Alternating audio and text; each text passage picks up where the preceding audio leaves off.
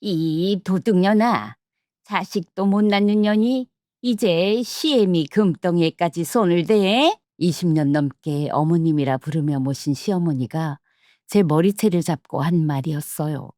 저는 그날 아니라는 말 한마디 제대로 못하고 맨몸으로 쫓겨난 못난 며느리였습니다. 그리고 4년이 지난 겨울이었어요. 유양보호사가 된 제가 새로 맡은 병실 문을 열었어요. 창밖엔 진눈깨비가 날리고 병실엔 소독약 냄새만 가득했습니다. 침대엔 뼈만 남은 어르신 한 분이 누워 계셨는데 저를 보자마자 소리도 못 내고 우시는 거예요. 4년 전 저를 도둑으로 만든 그 집의 시아버님이었어요. 제 손을 붙잡는 아버님 손이 얼음장 같았습니다. 아버님이 떨리는 손으로 베개 밑에서 뭔가를 꺼내셨어요. 빨간 칠이 다 벗겨진 손바닥만한 고물이었어요. 간호사들이 버려드린다고 할 때마다 악을 쓰면서 사년을 품고 주무셨다는 물건이래요. 아버님은 말 대신 그 기퉁이에 달린 단추 하나만 자꾸 손가락으로 가리키셨습니다. 말도 못하시는 양반이 목숨처럼 끌어안고 계셨던 그 고물은 대체 뭐였을까요? 그리고 4년 전 그날 그 집 안방에서는 대체 무슨 일이 있었던 걸까요? 사연 시작 전에 좋아요 버튼을 눌러주시고 이 이야기를 어디에서 듣고 계신지 댓글에 남겨주세요. 그곳에 늘 건강과 행복이 가득하길 바라겠습니다. 안녕하세요. 20년 넘게 자식 못 낳은 죄인으로 살던 50대 여자입니다. 저는 29에 시집을 갔어요. 읍내에서 알아주는 사과 과수원집 큰며느리 자리였어요. 시부모님 모시고 한 집에서 살림을 시작했고요. 남편은 장남이었고 시내 아파트에 사는 시동생네가 있었어요. 남들은 그 자리가 남부러울 게 없다고들 했지요. 근데 저한테는 아이가 안 생겼어요. 좋다는 병원은 다 다녔어요. 한약은 쓴 줄도 모르고 넘겼고요. 그래도 끝내 소식이 없었어요. 그날부터 저는 그 집 죄인이 됐어요. 명절에 친척들 모이면 어머님은 들으라는 듯이 한숨부터 쉬셨어요. 밥상머리에서 제 숟가락 소리가 제일 조심스러웠어요. 그래도 저는 도망갈 생각을 못했습니다. 저는 방앗간집 딸이거든요. 친정아버지는 평생을 참기름을 짜면서 저울 눈금을 늘 손님적으로 후하게 놓던 분이에요. 말로 가르치신 적은 없지만 저는 그 등을 보고 커서 내 목 덜 챙기고 사는 게 사람 사는 건 줄 알았어요. 과수원 일이라는 게요, 끝이 없어요. 봄에는 사다리 타고 올라가서 하루 종일 열매를 솎아요. 고개를 종일 젖히고 있으면 저녁엔 목이 안 돌아가요. 가을 수확철엔 새벽 4시에 일어나서 사과 상자를 나르다 보면 손바닥 굳은 살이 쩍쩍 갈라져요. 그 갈라진 틈으로 사과 진물이 스미면 밤새 손이 화끈거려요. 거기다 이 집은 1년에 제사가 9번이에요. 전 부치고 나면 기름 냄새가 사나흘은 머리에서 안 빠져요. 동선에는요, 명절 당일 점심때쯤 왔어요. 손에는 백화점 봉투 하나 달랑 들고요.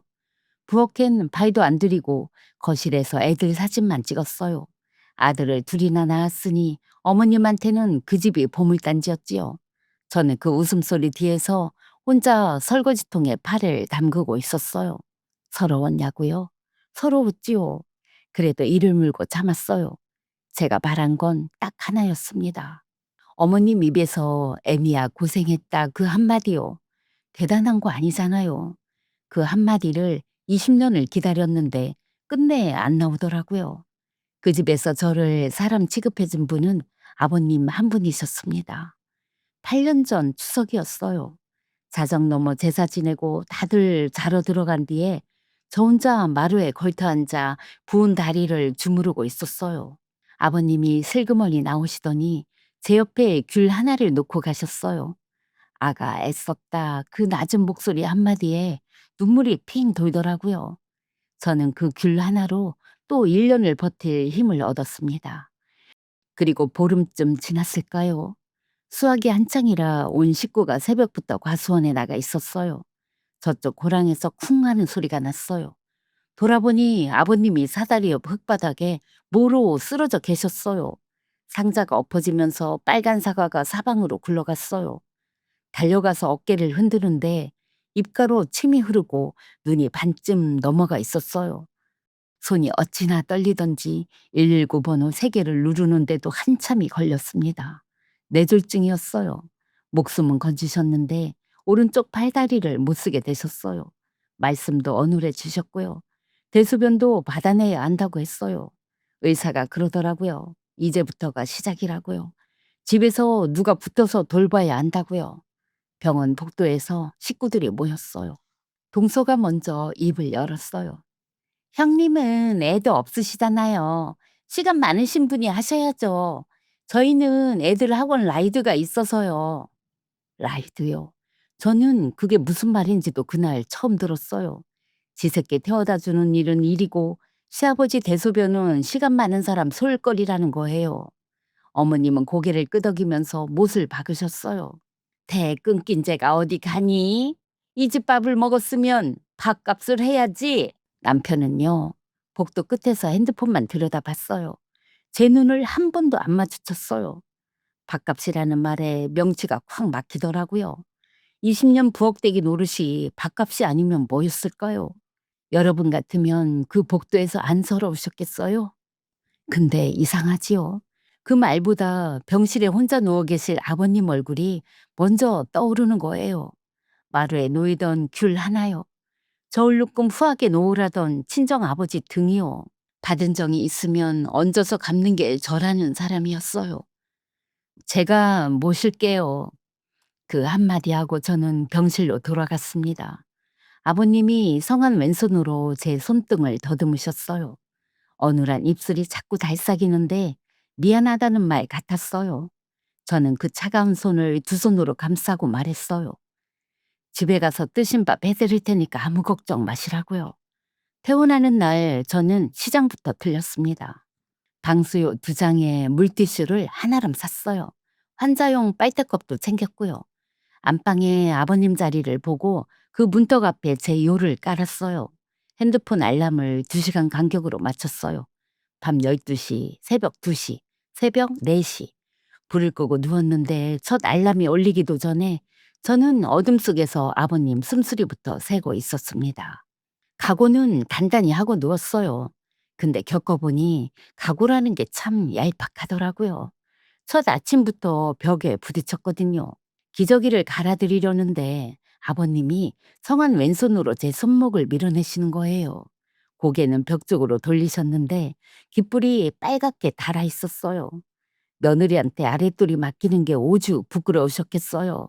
저는 그 손을 가만히 내리고 말했어요. 저 방앗간집 딸이라 어려서부터 기름때 닦는 게 일이었다고요. 이건 일도 아니라고요. 아버님이 그제야 스르르 힘을 푸시는데 눈가에서 눈물이 주르륵 베개로 흘렀습니다. 그날부터 제 하루는 2시간 단위로 쪼개졌어요. 알람이 울리면 자다가도 들어가서 아버님 몸을 반대쪽으로 돌려드려요. 한자리로 오래 누우면 등에 욕창이 생기거든요. 근데 그 몸을 안아 돌릴 때마다 저는 자꾸 울컥했어요. 과수원에서 사과 상자를 번쩍번쩍 들던 어깨가 제 한 팔에 다 들어오는 거예요. 사람이 이렇게 가벼워질 수도 있구나 싶더라고요. 아침엔 미음부터 끓였습니다. 쌀을 3시간 불려서 체에 곱게 내려요. 아버님이 왼손으로 숟가락을 치면 반은 흘리세요. 저는 그냥 흘리시게 뒀어요. 흘려도 당신 손으로 뜨시는 게 재활이라고 의사가 그랬거든요. 턱에 묻은 미음을 닦아드릴 때마다 아버님은 미안한 눈을 하셨어요. 저는 그 눈이 제일 아팠어요. 1년쯤 지나니까 제 손목엔 파스 마를 날이 없었어요. 허리는 앉았다 일어설 때마다 곡소리가 났고요. 그래도 몸 춘다는 건 참을만 했어요. 정말 못 견디겠는 건 따로 있었어요. 식구들이요. 어머님은 영감방에서 냄새나서 못 잔다고 걷는 방으로 이불을 옮기셨어요. 50년을 같이 산 양반방에 하루 한 번 들여다보는 게 다였어요. 그마저도 문지방에 선 채로 손등으로 코부터 막으셨고요. 언젠가 제가 몸살로 한나절 알아누웠는데 방문 너머로 그러시더라고요. 종일 방에서 노는 사람이 무슨 몸살이냐고요.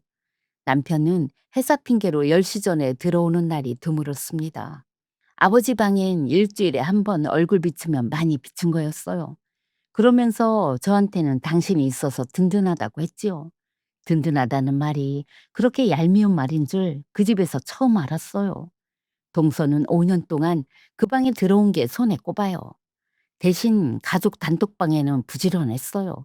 아버님 반찬 보내드렸어요 하고 하트를 붙여요. 사진을 보면 시장 반찬 두 팩이에요. 명절엔 애들 학원이다 뭐다 하면서 마루에 1시간 앉았다 갔어요. 가기 전에 어머님 어깨 주무르는 사진은 꼭 찍어서 올렸고요. 반짝반짝 구슬박은 손톱으로요. 그 손톱이 부엌물에 닿는 건 5년 동안 한 번을 못 봤지요. 여러분, 저는 그 집에서 간병인이었지 식구는 아니었습니다. 그래도 버틴 건 아버님 때문이에요. 2년쯤 지났을 때였어요. 아버님 눈에서 점점 빛이 꺼져가는 게 보였어요. 하루 종일 천장만 보고 계시니 그럴 만도 하지요. 문득 옛날 생각이 났어요. 과수원에서 약 치실 때면 아버님은 늘 트로트를 흥얼거리셨거든요. 그 콧노래 하나에 사과나무 사이가 다 흥겨웠어요. 그래서 제가 인터넷으로 라디오를 하나 주문했어요. 39,000원짜리 빨간 효도 라디오요. 손바닥만한 게 소리 하나는 쩌렁쩌렁해요. 택배 상자를 열어드렸더니 아버님이 성한 손으로 그걸 쓰다듬고 또 쓰다듬으셨어요. 채널을 트로트에 맞춰드리니까 굳은 얼굴에 오랜만에 주름이 활짝 접히더라고요. 저는 아버님 손 닿는 머리맡 문가부에 라디오 자리를 정해드렸습니다. 근데 이 라디오에 재미난 게 하나 있었어요. 기퉁이에 단추가 2개 있는데 하나를 누르면 소리가 담기고 그 옆을 누르면 담긴 소리가 도로 나와요. 아버님이 그걸 그렇게 좋아하셨어요. 제가 단추를 꾹 눌러드리고 부엌에 다녀오면 그새 노래 한 자락이 담겨 있어요. 아버님은 당신 목소리를 틀어놓고 또 따라 부르세요. 발음이 세서 가사가 반은 뭉개지는데도요. 안방에서 그 노랫소리가 흘러나오면 저는 부엌에서 혼자 웃었어요. 그 집에서 웃을 일이 그거 하나였습니다.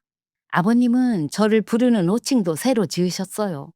약이 아침 저녁으로 8알이에요. 저는 벽에 약 시간표를 붙여놓고 아침마다 혈압을 재서 수첩에 적었어요. 그랬더니 어느 날 아버님이 저를 물끄러미 보시다가 그러시는 거예요. 우리 선생님. 제가 무슨 선생님이냐고 웃었더니 아버님도 입꼬리를 삐뚤음하게 올리셨어요. 그날부터 저는 그 방에서 선생님이 됐어요. 아가라고 부르실 때도 있고 선생님이라고 부르실 때도 있었어요. 그 어눌한 호칭이 어찌나 듣기 좋던지요. 4년째 되던 겨울밤이었습니다. 새벽 2시 알람에 들어갔더니 아버님이 말똥말똥 깨어 계셨어요. 자세를 바꿔드리는데 성한 손이 제 손을 꽉 붙잡았어요. 그리고 한자 한자 힘겹게 뱉으셨어요. 아가, 아들 둘 소용없다. 네가 내 딸이다. 여러분, 저는 그 집에서 20년 넘게 살면서 식구 소리를 그날 처음 들었어요. 눈물이 쏟아지려는데 아버님 앞에서 울면 안 될 것 같더라고요. 이불깃만 꾹꾹 여며드리고 나왔어요. 그리고 제 요로 돌아와서 이불에 얼굴을 묻고 소리 숙여 울었어요. 그날 20년 설움이 그 한마디에 다 녹았지요. 그렇게 간병도 5년째로 접어들었습니다. 그해 봄에 어머님 생신이 돌아왔어요. 모처럼 시동생네까지 온 식구가 모이기로 한 날이었어요. 저는 사흘 전부터 장볼 목록을 적었어요. 생신날 새벽엔 첫 차로 시장에 가서 갈비 2짝을 끊어왔어요. 아버님 미음솥 옆에 갈비 냄비를 올리고 마늘부터 다졌어요. 도마질 소리 사이로 안방에서는 아버님 라디오가 아침부터 트로트를 흘리고 있었어요. 그날 아침 제 마음엔 신랄 같은 기대가 하나 있었어요. 생신상 곱게 차려내면 올해는 어머님 입에서 고생했다 한마디가 나오려나? 20년을 기다린 그 한마디요. 저는 그 기대 하나로 새벽부터 몸이 가벼웠습니다. 전 부치는 냄새가 온 집에 퍼질 때쯤 아버님이 라디오 쪽으로 자꾸 눈짓을 하셨어요. 노래 담고 싶으시다는 신호예요. 저는 녹음 단추를 꾹 눌러드리고 방을 나왔어요. 마침 마당에서 차문 닫는 소리가 났거든요. 시동생네였어요. 동서가 리본 달린 선물 상자를 안고 와서 어머님 품에 쏙 안겼어요. 어머님 얼굴에 한바꽃이 피더라고요.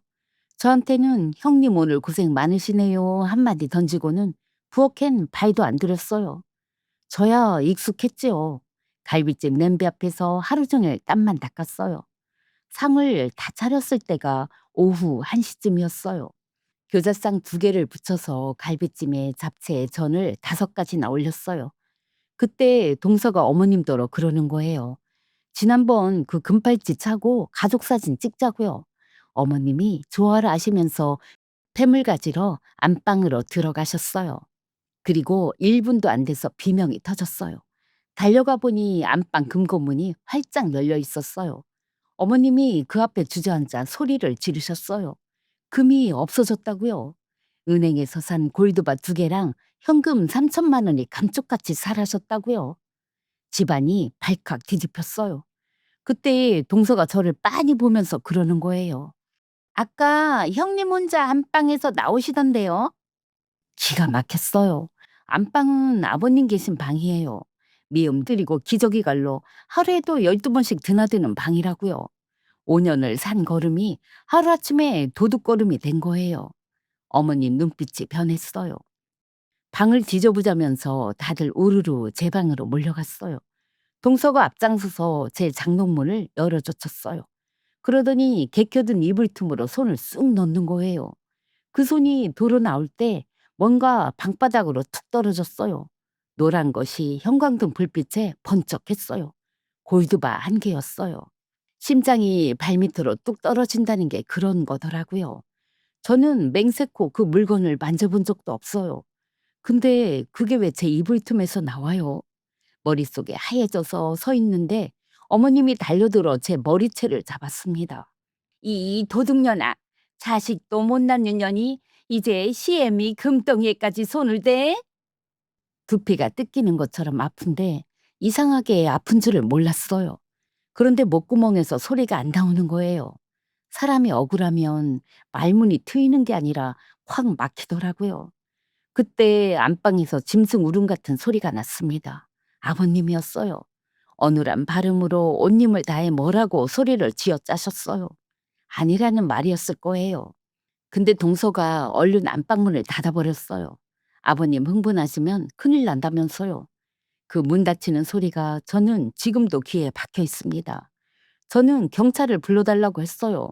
손이 발이 되게 빌 게 아니라 조사를 받겠다고요. 지문이든 뭐든 밝혀달라고요. 근데 어머님이 딱 자르셨어요. 집안 망신이라고요. 도둑년 고소 안 하는 걸 감사하라고요. 여러분, 3천만 원을 도둑 맞았다는 분이 경찰서 소리에는 펄쩍 뛰시는 거예요. 저는 그때 그게 뭘 뜻하는지 따져볼 정신도 없었습니다. 마지막으로 저는 남편을 봤어요. 20년을 같이 산 사람이잖아요.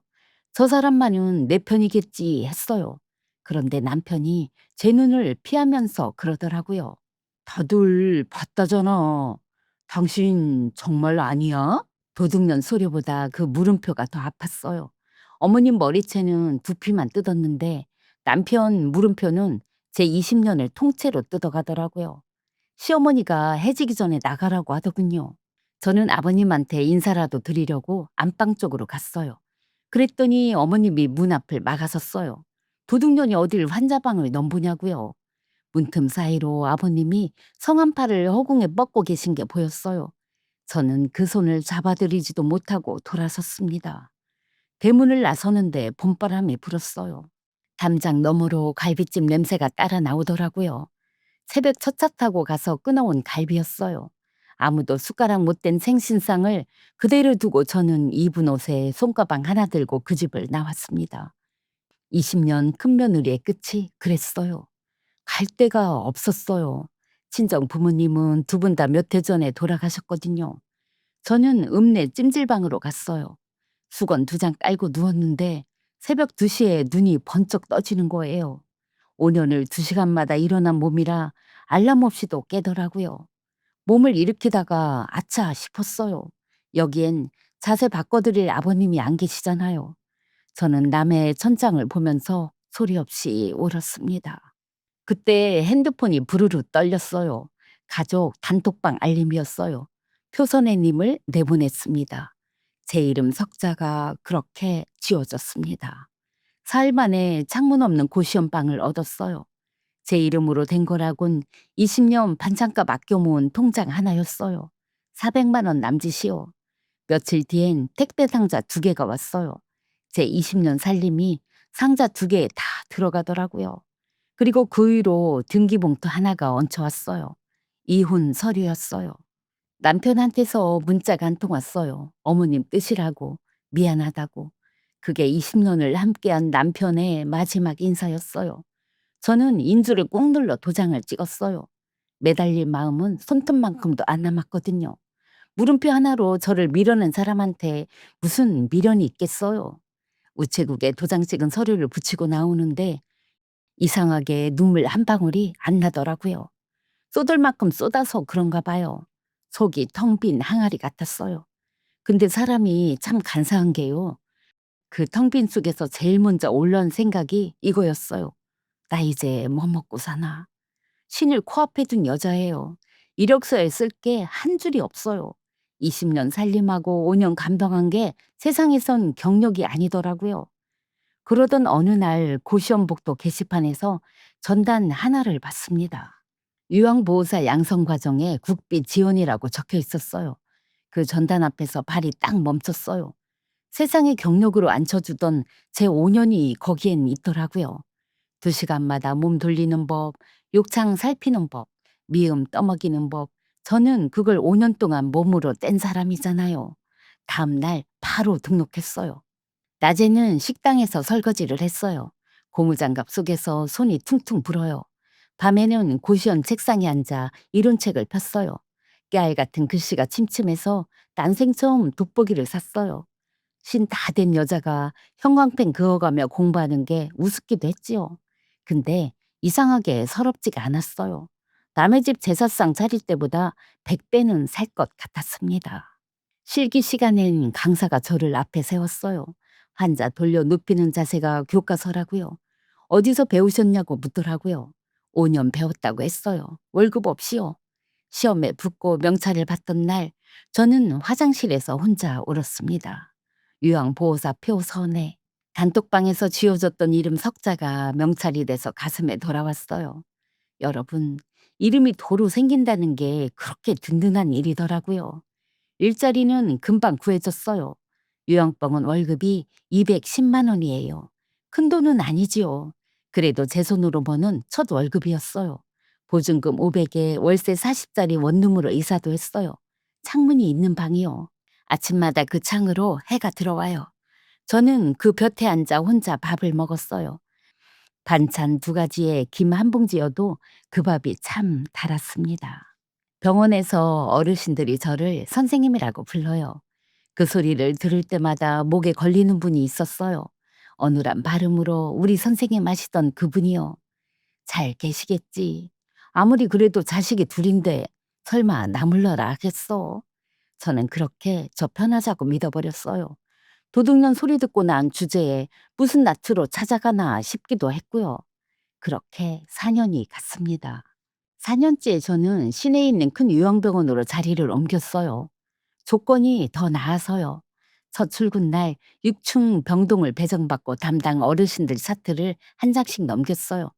그러다 604호에서 손이 멈췄어요. 주학수? 81살? 심장이 쿵 내려앉았어요. 흔한 이름이 아니잖아요. 나이도 딱 맞아요. 차트를 진 손이 덜덜 떨렸어요. 무슨 낯으로 뵙나 싶은데 손은 벌써 병실문을 밀고 있더라고요. 소독약 냄새가 훅 끼쳤어요. 근데 뼈만 남은 어르신이 누워 계셨어요. 저를 보시더니 눈이 점점 커지는 거예요. 입이 벌어지는데 소리는 안 나오고요. 그러다 그 움푹 꺼진 눈에서 눈물만 줄줄 흘러내렸어요. 아버님이었어요. 네가 내 딸이다 하시던 우리 아버님이요. 저는 침대 옆에 주저앉아 버렸어요. 아버님, 저 왔어요. 그 말이 목에서 갈라져 나왔어요. 아버님이 성한 왼손으로 제 손을 더듬어 잡으셨어요. 그 손이 얼음장 같았어요. 손등엔 링거 자국이 시퍼렇게 앉아 있었고요. 저는 그 찬 손을 제 두 볼에 갖다 댔어요. 4년 만이었습니다. 자세를 바꿔드리려고 몸을 돌리다가 저는 숨이 턱 막혔어요. 등에 손바닥만한 욕창이 있었어요. 제가 5년을 밤잠 쪼개가며 막아냈던 그 욕창이요. 제가 없던 4년이 아버님 등에 그렇게 새겨져 있었어요. 간호사실에서 인계를 받는데 기가 막히더라고요. 보호자 연락이 잘 안 닿는 어르신이래요. 면회 대장을 넘겨보니 마지막 기록이 7달 전이에요. 여러분, 아버지를 7달 동안 안 들여다보는 자식들이 있더라고요. 그 집엔 아들이 둘이나 있는데요. 간호사가 한 가지를 기띔해줬어요. 어르신 베개 밑에 고물 라디오가 하나 있는데 절대 손대지 말라고요. 버려드리려던 간호사한테 어르신이 악을 쓰고 우셔서 병동이 발칵 뒤집힌 적도 있다고요. 밤에도 끌어안고 주무신다고요. 그날 저녁 아버님이 제 소매를 잡아 끄셨어요. 그러더니 베개 밑에서 그걸 꺼내시는 거예요. 빨간 칠이 다 벗겨진 솥바닥만한 라디오요. 제가 사드린 그 39,000원짜리였어요. 저는 또 눈물이 왈칵 났어요. 저 보고 싶으실 때 이걸 들으셨구나 싶어서요. 근데 아버님 눈빛이 이상했어요. 노래가 듣고 싶은 눈이 아니었어요. 뭐가 그리 급하신지 떨리는 손가락으로 기퉁이 단추 하나만 자꾸 두드리시는 거예요. 재생 단추요. 저를 봤다가 단추를 봤다가 눈이 바쁘게 오갔어요. 저는 라디오를 두 손으로 받아들었어요. 그리고 그 단추를 꾹 눌렀어요. 지지직 소리가 나더니 낡은 트로트 가락이 흘러나왔어요. 그리고 그 위로 아버님 목소리가 얹혔어요. 어눌한 발음으로 박자를 놓쳐가며 따라 부르시는 그 노래요. 그땐 지금보다 목소리에 힘이 있으셨더라고요. 저는 라디오를 두 손으로 받쳐든 채 눈물부터 쏟았습니다. 노래가 잦아들 때쯤이었어요. 끼익 하고 문 여는 소리가 났어요. 발소리가 두 사람이었어요. 그리고 길을 의심할 목소리가 흘러나오는 거예요. 동서였어요. 어머님, 아버님 서랍에서 유언장 초안 봤어요. 과수원이고 집이고 전부 형님 앞으로 돼 있어요. 이대로면 우린 한 푼도 없어요. 숨이 멎는 것 같았어요. 그날이었어요. 어머님 생신날 아침에 노래 담아드린다고 제 손으로 눌러놓은 단추가 이걸 다 담고 있었던 거예요. 저도 모르게 소리를 줄이고 라디오를 귀에 바짝 붙였어요. 이어서 어머님 목소리가 나왔어요. 금국 것부터 옮겨라. 큰 어멈 장롱에 골드바 하나만 찔러 넣으면 끝이다. 아범은 내 말이면 껌뻑 죽는다. 철컥 소리가 났어요. 금고 여는 소리요. 부스럭거린 소리가 한참 이어졌어요. 그 사이로 아버님이 으어하고 안간힘 쓰는 소리가 들렸어요. 그러니까 동서가 웃음기 섞인 목소리로 그러더라고요. 아버님이야 마이도 어눌하신데 누가 믿겠어요? 라디오를 진 손이 사시나무처럼 떨렸어요. 그제야 퍼즐이 맞춰졌습니다. 아버님이 재산을 저한테 물려주려 하셨던 거예요. 그게 저 두 사람 눈에 걸렸던 거고요. 도둑 누명은 저를 그 집에서 지우는 제일 빠른 길이었어요. 경찰을 못 부르게 한 이유도요. 조사하면 지문이 나올 테니까요. 안방문을 서둘러 닫던 이유도요. 아버님이 다 보고 계셨으니까요. 저는 아버님을 바라봤습니다. 아버님이 소리 없이 울고 계셨어요. 4년이에요. 말 못하는 양반이 이 진실을 라디오 한 대에 담아서 4년을 베개 밑에 품고 계셨던 거예요. 고물이라고 버릴까봐 악을 쓰셨던 거고요. 저는 아버님 가슴에 얼굴을 묻고 소리 죽여 울었어요. 성한 손이 제 등을 토닥토닥 두드려줬어요. 그날 밤 저는 병실 문을 닫고 핸드폰 녹음기를 켰어요. 라디오 소리를 처음부터 끝까지 한 번 더 담았어요. 원본은 세상에 하나뿐이잖아요. 이제 이 라디오는 아버님 낙이 아니라 증거예요. 저는 그걸 수건에 싸서 아버님 베개 밑에 도로 넣어드렸어요. 근데 아버님이 라디오를 다시 뒤집으시는 거예요. 건전지 뚜껑을 손톱으로 자꾸 긁으세요. 열어들었더니 건전지 옆에 뭐가 끼워져 있었어요. 새끼 손가락만한 열쇠 하나랑 꼬깃꼬깃 접힌 종이 한 장이요. 종이를 펴니까 삐뚤빼뚤한 글씨로 딱 두 줄이 적혀 있었어요. 읍내 농협 본점 17번. 오른손 못 쓰는 양반이 왼손으로 한자 한자 눌러 쓴 글씨였어요. 다음날 휴무에 저는 그 은행으로 갔습니다. 대여금고 창구에 열쇠를 내밀었더니 직원이 제 신분증을 보고 그러는 거예요. 표선혜님 맞으시네요. 어르신이 4년 전에 대리인으로 등록해 두셨다고요. 단톡방에서 제 이름이 지워지던 그 무렵에 아버님은 은행 서류에 제 이름 석자를 올리고 계셨던 거예요. 그러고 보니 간호사들 말이 떠올랐어요. 입원하고 얼마 안 됐을 때 어르신이 은행에 꼭 가야 한다고 며칠을 우기셨대요. 그래서 사회복지사 선생님이 휠체어에 태워서 딱 한 번 모시고 나갔다 왔다고요. 17번 금고가 열렸습니다. 안에는 서류 봉투 하나랑 편지 봉투 하나가 들어 있었어요. 서류 봉투엔 공증 도장이 찍힌 유언장이 들어 있었어요. 과수원 판 돈과 집은 5년간 나를 씻기고 먹인 큰며느리 표선애에게 남긴다. 아들들은 한 푼도 손대지 마라. 저는 그걸 읽고서야 알았어요. 그 사람들이 과수원까지 팔아치웠다는 걸요. 그 돈을 나눠 갖고 아버님을 병원에 버렸다는 걸요. 편지 봉투엔 삐뚤 빼뚤 5글자가 적혀 있었어요. 우리 선생님한테. 봉투를 여는데 손이 떨려서 2번을 놓쳤어요. 편지는 딱 3마디였어요. 선혜야, 내가 다 봤다. 미안하다. 저는 은행 소파에 앉아서 한참을 못 일어났어요. 사람들이 힐끔거리는데 눈물이 멈추질 않는 거예요. 미안하다니요.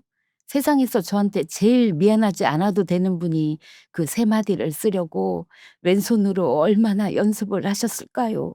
그 길로 병원에 돌아갔습니다. 아버님 손을 잡고 편지 봉투를 보여드렸어요.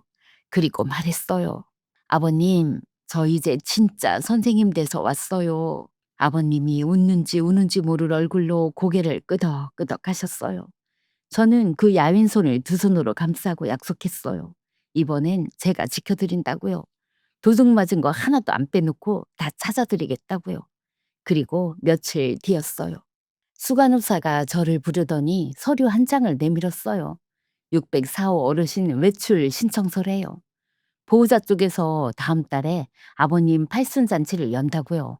시내 호텔 뷔페 연회장이래요. 면회 한 번 없던 사람들이 갑자기 웬 잔치일까요? 저는 그 속까지는 알 길이 없었어요. 그래도 하나는 똑똑해 보였어요.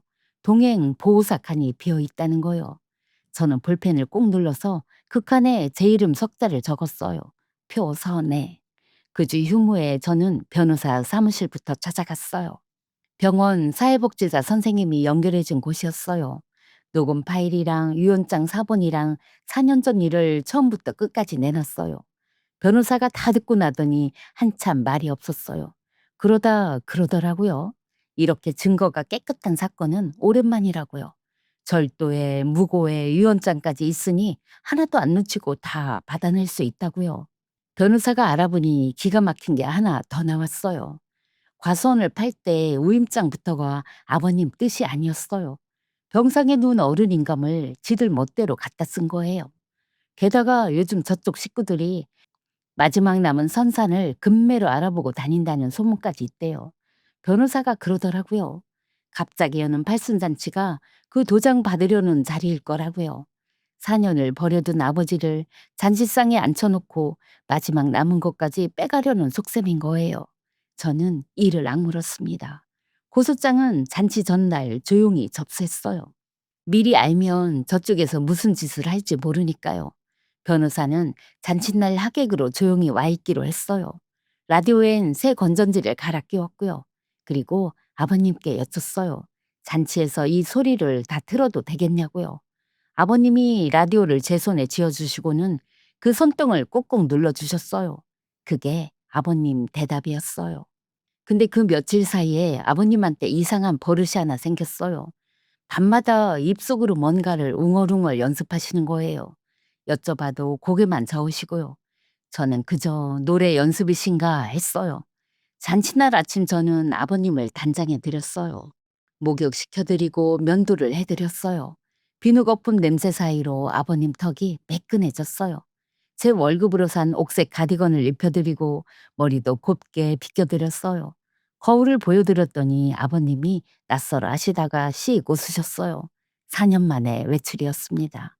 호텔 연회장은 번쩍번쩍했어요. 샹들리 아래에 현수막에 금박으로 주 학수옹 80년이라고 적혀 있었어요. 하객이 60명은 돼 보였어요. 뷔페 쪽에서 갈비찜 냄새가 훅 끼치는데 저는 순간 숨이 턱 막혔어요. 4년 전 그날 담장 밖까지 저를 따라 나오던 그 냄새였거든요. 휠체어를 밀고 들어서는데 어머님이 저를 알아봤어요. 한복 차림 그대로 낯빛이 싹 변하더니 연회장에 울리게 소리를 지르는 거예요. 저 도둑년이 어딜 뻔뻔하게 60명 눈이 한꺼번에 저한테 꽂혔어요. 도둑이 뭔 소리냐고 쑥은대는 소리가 사방에서 일었어요. 저는 언성 하나 안 높이고 명찰을 들어 보였어요. 604호 담당 요양보호사 표선혜라고요. 오늘은 어르신 외출 동행으로 왔다고요. 병원 규정상 보호사는 어르신 곁을 못 떠난다고요. 시동생이 잔치 망치지 말자며 어머님을 뜯어 말렸어요. 저는 아버님 휠체어를 상석에 붙이고 그 옆에 섰어요. 잔치가 시작됐습니다. 하객들이 줄줄이 와서 절을 하고 봉투를 놓고 갔어요. 어머님은 언제 소리를 질렸나는 듯이 한박 웃음으로 인사를 받았어요. 동서는 구슬박은 손톱으로 케이크초에 불을 붙이며 사진을 찍어댔고요. 4년 동안 면회 한 번 없던 사람들이 그날은 세상 둘도 없는 효자, 효부였습니다. 그러다 남편이 서류처를 들고 상석으로 왔어요. 아버지 절 받으시고 여기 도장 하나만 찍으시면 된다고 하객들 다 듣는 데서 능청을 떨었어요. 제 눈에 서류 첫 줄이 딱 들어왔어요. 부동산 처분 우임장. 변호사 말이 맞았던 거예요. 이건 팔순잔치가 아니라 도장 받는 자리였어요. 아버님이 저를 쳐다보셨어요. 그 눈이 말하고 있었어요. 지금이다. 저는 고개를 끄덕이고 가방에서 라디오를 꺼냈어요. 그리고 사회자 마이크 앞으로 걸어갔어요. 어르신께서 하객 여러분께 꼭 들려드리고 싶은 소리가 있으시답니다. 그 한마디 하고 라디오를 마이크에 바짝 붙였어요. 그리고 재생 단추를 눌렀어요. 지지직 소리에 이어 트로트 가락이 연회장 스피커를 타고 쩌렁쩌렁 울렸어요. 하객들이 어리둥절해서 웃는 사람도 있었어요. 노래가 잦아들고 문소리가 났어요. 그리고 동서 목소리가 60명 머리 위로 떨어졌어요. 어머님, 아버님 서랍에서 유언장 초안 봤어요. 과수원이고 집이고 전부 형님 앞으로 돼 있어요. 이대로면 우린 한 푼도 없어요. 연회장이 얼어붙었어요. 숟가락 소리 하나가 안 났어요. 이어서 어머님 목소리가 울렸어요. 금국 것부터 옮겨라. 큰 어멈 장롱에 골두바 하나만 찔러 넣으면 끝이다. 아범은 내 말이면 껌뻑 죽는다. 어머님이 비틀하더니 의자를 붙잡았어요. 동서는 백지장이 된 얼굴로 뒷문 쪽으로 몸을 틀다가 하객들 시선에 그대로 굳었어요. 그리고 마지막으로 그 웃음기 섞인 목소리가 나왔어요. 아버님이야 말도 어눌하신데 누가 믿겠어요? 여기저기서 어머나 소리가 터졌어요. 혀차는 소리가 파도처럼 번졌고요. 시동생이 동서를 쳐다보는데 그 눈이 남 보는 눈이었어요. 남편은 서류처를 든 채로 돌처럼 서 있었습니다. 그때 아버님이 마이크를 향해 손을 뻗으셨어요. 저는 마이크를 아버님 입가에 대드렸어요. 아버님이 숨을 크게 한번 쉬시더니 한자 한자 온님으로 또박또박 말씀하셨어요. 내 자식은 여기 이 사람 하나다. 저는 그 자리에서 무너질 뻔했어요. 여러분, 밤마다 웅얼웅얼 하시던 게 노래 연습이 아니었던 거예요. 이 한마디를 하객들 앞에서 뚜렷하게 하시려고 그 어눌한 혀로 며칠 밤을 연습하셨던 거예요. 하객석에서 변호사가 일어났습니다. 어르신 법률 대리인이라고 자기소개를 하고는 차분하게 정리를 했어요. 방금 그 목소리의 두 사람을 상대로 어제 날짜로 절도와 무고 고소장이 접수됐다고요. 접수증까지 들어보였어요.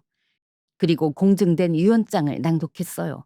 과수원 판돈과 집은 5년간 나를 씻기고 먹인 큰며느리 표선호에게 남긴다. 아들들은 한 푼도 손대지 마라. 우임장을 의지에 팔아치운 과수원 대금 5억 원 반환 청구 소송도 함께 들어간다고 했어요. 오늘 이 자리에 선산 우임장은 어르신이 동의하신 바 없으니 도장 내기는 꺼내지도 말라고요. 하객들이 하나둘 겉옷을 챙겼습니다. 놓고 갔던 봉투를 도로 집어가는 사람도 있었어요. 60명이 앉았던 연회장이 30분 만에 절반이 비었어요. 그 텅 빈 자리 한가운데서 남편이 제 앞에 무릎을 꿇었습니다. 몰랐어. 다시 시작하자. 저는 남편을 내려다 봤어요. 20년을 함께하는 얼굴인데 참 낯설더라고요. 어머니가 저를 도둑으로 만들 때 당신은 제 눈을 피했어요. 저는 이 집 며느리가 아니라 아버님 보호자로 삽니다. 그때 어머님이 한복자락을 끌며 기어오다시피 다가왔어요. 제 옷자락을 붙잡고 매달렸어요. 어머마, 녹음 그것만 지워다오. 늙은이 망신은 면하게 해다오. 저는 라디오를 가슴에 안고 조용히 말했어요. 고물이라고 버리라셨잖아요. 그 39,000원짜리가 어머님 도둑을 잡았네요. 저는 옷자락을 빼내고 휠체어 손잡이를 잡았어요. 아버님은 라디오를 무릎에 꼭 안고 계셨어요. 등 뒤에서 어머님 곡소리가 터지는데 저는 한 번도 안 돌아봤어요. 연회장 문을 나서니 로비 유리창으로 겨울끝 볕이 환하게 들고 있었어요. 저는 그 볕 쪽으로 휠체어를 밀고 나갔습니다. 그리고 반년이 흘러 8월이 됐어요. 세상은 생각보다 빠르게 제자리를 찾아가더라고요. 동서는 검찰 조사에서 어머님이 시켰다고 다 불었대요. 어머님은 동서가 먼저 깨웠다고 하고요. 한배 탔던 두 사람이 서로 손가락질하는 꼴을 온 동네가 구경했어요. 지난달에 둘 다 법원에서 유죄를 받았어요. 빼돌렸던 골드바와 현금은 진작에 돌려받았고요. 과수원판 5억 원엔 가압류가 걸렸어요. 변호사 말로는 한 푼도 못 빠져나간대요. 그 돈 나눠 가진 세 사람 모두한테 반환 소송이 들어가 있고요. 시동생네는 갈라선다는 얘기가 들려요. 구슬박은 손톱으로 남의 인생 헤집던 손이 제 살림부터 무너뜨린 거예요. 어머님은 그 큰 본가에 혼자 계세요. 명절에도 찾는 사람이 없대요. 고소하냐고요? 글쎄요. 저는 그 집 쪽으로는 이제 마음 한 조각도 안 남았어요. 미움도 정이 있어야 하는 거더라고요. 남편은 병원으로 두어 번 찾아왔었어요. 아버님이 고개를 돌리셨어요. 저는 면회 시간만 안내해 드렸어요. 그 사람 얼굴을 보는데 아무 소리도 안 나더라고요. 20년이 참 조용하게 끝나 있었습니다. 봄에 아버님을 퇴원시켰어요. 볕잘 드는 방 2칸 전셋집을 얻었어요. 전세금은 아버님 돈으로 아버님 명의로 했어요. 유언장이고 뭐고 아버님 살아계신 동안엔 전부 아버님 돈이에요. 저는 낮에 동네 어르신들 방문요양을 다니면서 제 월급으로 제 밥을 먹어요. 그래야 떳떳하잖아요. 아버님은 눈에 띄게 좋아지셨어요. 등에 있던 욕창은 봄이 가기 전에 다 물었어요. 요즘은 미움 대신 진밥을 드세요. 지난주엔 부엌에 있는 저를 부르시는데 발음이 어찌나 또렷한지 제가 놀라서 뒤를 돌아봤다니깐요. 선혜야 하고요. 8년 만에 제일 맑은 목소리였어요. 그리고 얼마 전 저녁이었어요. 진밥 한 그릇을 다 비우시더니 제 손을 끌어다 잡으셨어요. 그리고 그러시는 거예요.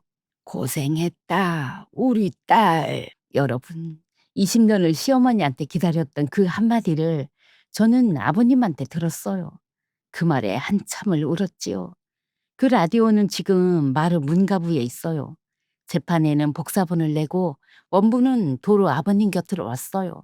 요즘 그 라디오엔 노래만 남겨요. 아버님이 또 당신 노래를 녹음해서 틀어놓고 따라 부르세요. 지금 이 사연을 쓰는 마루에도 트로트가 흐르고 있어요. 선풍기 바람에 매미 소리가 섞이고 아버님은 박자 맞춰 손가락을 까딱까딱 하시고요. 제가 바라던 소박한 살림이 이렇게 늦게 저한테 왔습니다. 살아보니 알겠더라고요. 남의 몫을 탐낸 손은 제 몫까지 잃어요. 금덩이는 훔쳐가도 5년 정성은 못 훔쳐가고요. 여러분 댁 어르신 방에도 라디오 한 대 놓아드리면 어떨까요? 노래 한 곡이 사람을 지킬 때가 있더라고요. 긴 사연 들어주셔서 고맙습니다. 네, 표선혜님 사연 잘 들으셨나요? 저는 이 사연 읽으면서 39,000원짜리 라디오 생각을 한참 했어요. 근데 여러분, 그 라디오가 선혜님을 구한 게 아니에요. 선혜님이 5년 동안 심어놓은 정성이 돌아온 거예요. 사람한테 심은 정성은 어디 안 가요. 조금 늦게 올 뿐이에요. 여러분도 그런 세월 있으시지요? 알아주는 사람 하나 없이 부엌에서 마루에서 병실에서 싸워온 시간이요. 새벽에 혼자 일어나 밥 안 치던 시간이요. 그 시간들 절대 헛되지 않았어요. 당한 세월이 부끄러운 게 아니에요. 견뎌낸 세월이 훈장이에요. 고생했다 그 한마디 여태 못 듣고 사신 분들 계시지요? 오늘은 제가 대신 할게요. 여러분 참 고생 많으셨어요. 애 많이 쓰셨어요. 그 말 들을 자격이 차고 넘치는 분들이에요. 그리고 오늘은 누구 엄마, 누구 며느리 말고 여러분 이름 석자도 한번 가만히 불러보세요. 그 이름으로 살아온 세월이 얼마나 장한지요. 여러분은 사랑받아 마땅한 사람이에요. 이 나이에 무슨 사랑 타령이냐 하시 마시고요. 이 나이에 무슨 사랑 타령이냐 마시고요. 늦게 오는 사랑도 사랑이에요. 선혜님한테 그 한마디가 늦게 왔듯이요. 오늘 사연 어떠셨어요? 댓글에 마음 한 줄 남겨주세요. 비슷한 세월 견디신 분들은 그 이야기도 좋고요. 구독과 좋아요는 다음 사연 이어가는 큰 힘이 돼요. 여러분, 미지근한 물 자주 드시고 끼니 거르지 마세요. 저는 다음 사연으로 또 찾아올게요. 친정엄마의 사이다 라디오였습니다. 감사합니다.